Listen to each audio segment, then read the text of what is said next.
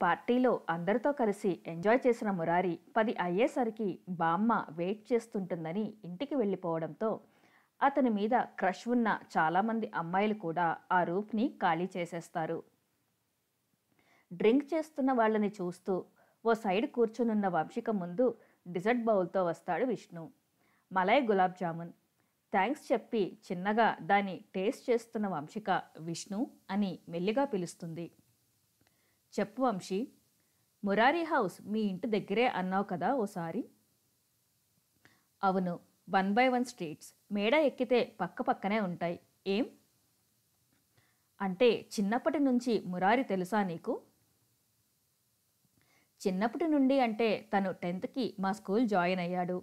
అప్పటి వరకు తన పేరెంట్స్తో కలిసి లక్నోలో ఉండేవాడు. హాలిడేస్ అప్పుడు వస్తే జస్ట్ చూసేవాడిని అంతే. తన పేరెంట్స్తో బాగుండేవాడా? అంతగా నాకు తెలియదు. పెద్దగా ఎవరితో కలిసే టైప్ కాదు.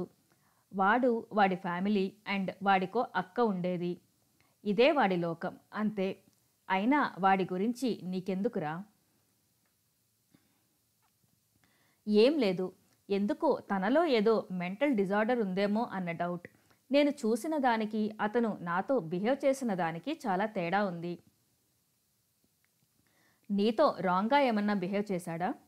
లేదు, ఇందాక గిఫ్ట్స్ రూమ్కి వెళ్తే నన్ను చూసి పానిక్ అయి పడిపోయాడు. బట్ అదే అతను బయట 20 మందిని కొడుతుంటే నా కళ్ళతో నేను చూశాను.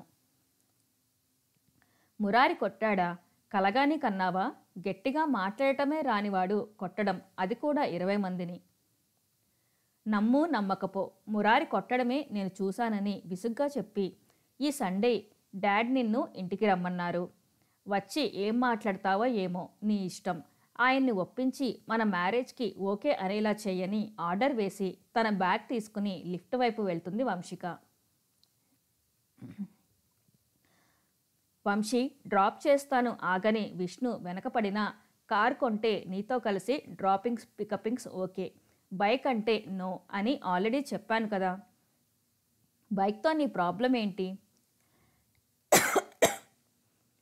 బైక్ నా హస్బెండ్దే, ఫస్ట్ టైం ఎక్కాలని నేను చిన్నప్పుడు ఒట్టేసుకున్నాను. నువ్వు ఇంకా లవర్ దగ్గరే ఆగిపోయావు. హస్బెండ్ అయి బైక్ ఎక్కించుకో. ఒక్కదానివే స్కూటీలో ఈ టైంలో కరెక్ట్ కాదు వంశీ. నా స్కూటీ ఫాలో చెయ్యి, దట్స్ ఇట్ అని బైక్ కీ తీసుకున్నాక సీట్ కిందున్న హెల్మెట్ తీసుకుని పెట్టుకుని స్కూటీ స్టార్ట్ చేస్తుంది వంశిక. ఈ కాలంలో ఉండాల్సిన అమ్మాయివేనా నువ్వు అసలు? ఏ కాలంలో అయినా అమ్మాయి అమ్మాయే, అబ్బాయి అబ్బాయే విష్ణు. అవునులే పద అని ఆమె వెస్పా వెనక తన కేటీఎం కూడా స్టార్ట్ చేసి వంశిక ఇంటి దారి పడతాడు అతను. నెక్స్ట్ డే మార్నింగ్ వంశిక ఆఫీస్కి వచ్చేసరికి మురారి గురించే అందరూ మాట్లాడుకుంటూ ఉండడం ఆమెకు షాక్గా అనిపిస్తుంది. కొందరు మురారి ఇంపార్టెంట్ అంటే, ఇంకొందరు గే అని, మరికొందరు బైసెక్సువల్ అని, ఎవరికి నచ్చినట్లు వాళ్ళు ఫిక్స్ అవ్వడం ఏదోలా అనిపిస్తుంది. అసలు ఈ విషయం ఎలా హాట్ టాపిక్ అయిందని ఆలోచిస్తున్న ఆమెకు విష్ణు కానీ ఎవరితోనైనా అన్నాడా అన్న ఆలోచన వచ్చి అతని కోసం చూస్తుంది. విష్ణు అప్పటికే ఆఫీస్కి రాడు, కానీ మురారి మాత్రం ఎప్పట్లా డీసెన్సీ మోడల్లా navy blue shirt, cream colour ప్యాంటుతో నార్మల్గా నడుచుకుంటూ వస్తాడు. అప్పటికే మురారి గురించి గాసిప్స్ ఏ రేంజ్లో స్ప్రెడ్ అవుతాయి ఆఫీస్లో. ఓ రేంజ్లో స్ప్రెడ్ అవుతాయి ఆఫీస్లో. అందరూ తనని ఏదోలా చూస్తుంటే అతను అవేం పట్టించుకోకుండా తన మేనేజర్ క్యాబిన్కి వెళ్ళిపోతాడు. మురారిని చూసిన వంశిక ఇంకా ఆఫీస్ అవర్స్ స్టార్ట్ అవ్వకపోవడంతో అతని కోసం వెళ్తుంది. లాగిన్ చేస్తున్న అతను ఆమెను చూసి ఏదన్నా మాట్లాడాలా అని నార్మల్గా అడుగుతాడు. ఆఫీస్లో స్ప్రెడ్ అయిన న్యూస్కి నాకు ఏ సంబంధం లేదు మురారి. నీ మీద కోపంతో నేనే ఇలా చేశాను అనుకుంటావేమోనని ముందే నేను కాదని చెప్తున్నాను. ఇట్స్ ఓకే వంశిక, నేనేంటో నాకు తెలుసు. తెలుసుకోవాల్సిన వాళ్ళు ఆ టైం వస్తే తెలుసుకుంటారు. అవసరం లేని వాళ్ళకి తెలియజెప్పాల్సిన అవసరం లేదు. అది కాదు మురారి, వాళ్ళు నిన్ను గే అనుకుంటున్నారు. మీరు కూడా నైట్ అలాగే అనుకున్నారు కదా. సూటిగా వచ్చిన ఆ ప్రశ్నకి వంశిక తడబడితే షార్ప్గా తగిలిన మురారి చూపులకు గూస్ బంప్స్ వస్తాయి. లుక్ మిస్ వంశిక, నేను గేనో మగాడ్నో నా వైఫ్కి ప్రూవ్ చేయాలి కానీ ఈ ఆఫీస్ స్టాఫ్కో లోకానికో కాదు. అవును అన్నట్టు తలూపి పెళ్లి చేసుకో త్వరగా అంటుంది. అమ్మాయిని చూస్తారా? ప్రణవి, ఆ అమ్మాయి మీద నాకు ఏ ఫీలింగ్ రాలేదు కాబట్టే ఎంగేజ్మెంట్ క్యాన్సిల్ అయింది. అయినా నేనంటే డౌట్ ఉన్నప్పుడు మీ ఫ్రెండ్ లైఫ్ నాశనం చేస్తారా? నువ్వు గే కాదు కదా, మీకు తెలుసా? హా, ఆహా. ఎలా? మురారి చూపులతోనే కన్ఫ్యూజ్ చేస్తున్నాడని అర్థమై ఐ హ్యావ్ టు లీవ్ అని అక్కడ నుండి వెళ్ళిపోబోతుంది వంశిక. మిస్ వంశిక అన్న మురారి పిలుపు ఆమెను ఆపడంతో ఏంటి అన్నట్లు చూస్తుంటే ఇట్స్ యోర్స్ అని ఓ లత్కాన్ ఆమె వైపు పెడతాడు. నైట్ కట్టుకున్న శారీ బ్లౌజ్ నుండి అది ఊడిపోయిందని అర్థమై థ్యాంక్స్ చెప్పి దాన్ని తీసుకుని ఆమె వెళ్ళిపోగా నవ్వుతూ సిస్టమ్ ఆన్ చేసిన మురారి సీరియస్గా వర్క్లో పడిపోతాడు. ఏడ్చి ఏడ్చి ఎర్రగా మొహం చేసుకుని వాష్రూమ్ నుండి వస్తున్న లహరిని వింతగా చూస్తూ ఎందుకే నీ మొహం అలా ఉందని అడుగుతుంది వంశిక. మురారి మీద వస్తున్న రూమర్స్ని నేను తట్టుకోలేకున్నాను వంశీ. అతని మీద రూమర్స్ వస్తే నీ పెయిన్ ఏంటి? I like him. 23. ఐఎమ్ 24. నేను ఏజ్ గురించి చెప్పట్లేదు. మురారిని లవ్ చేసే ఈ ఆఫీస్ ఫిమేల్ స్టాఫ్లో నీ నెంబర్ చెప్తున్నా. వైరల్ అవుతున్న న్యూస్కి ఇంకా లవ్ ఏంటే? అది fake news. Murari perfectly okay. నువ్వు కానీ చూసావా? చూసే ఛాన్స్ ఎక్కడిస్తున్నాడు? ఫుల్ డ్రెస్లోనే ఉంటే.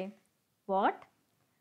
నీ మొహం. మురారిని తేడా అనుకున్నోళ్ళు తేడా అవుతారు. చూస్తుండు, లాస్ట్కి పెళ్లి చేసుకున్న దానితో ఫస్ట్ నైట్ చేసుకున్న నెలకే గుడ్ న్యూస్ చెప్పిస్తాడు. వాడి మీద వాడికి ఎంత కాన్ఫిడెన్స్ ఉందో కానీ నీకు మాత్రం ఓవర్ కాన్ఫిడెన్స్ ఉందే.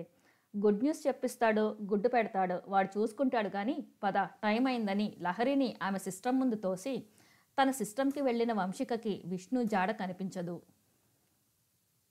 ఎందుకు ఇతను ఇంకా ఆఫీస్కి రాలేదని చూస్తుందే కానీ కాల్ చేసి అడగాలి అనుకోక తన వర్క్లో పడిన వంశికకి తెలియంది విష్ణు తన ఫాదర్తో మాట్లాడటానికి తన ఇంటికి వెళ్ళాడని. వర్క్తో తన డేని ఫినిష్ చేసిన వంశిక ఇంటికి స్టార్ట్ అయ్యే టైంకి మురారి కూడా కాల్ మాట్లాడుతూ సెల్లార్లోకి వస్తాడు. తన బైక్ స్టార్ట్ చేస్తూ ఆమెకు గుడ్ బాయ్గా ఓ స్మైల్ ఇచ్చి హ్యాండ్ చిన్నగా వేవ్ చేస్తాడు.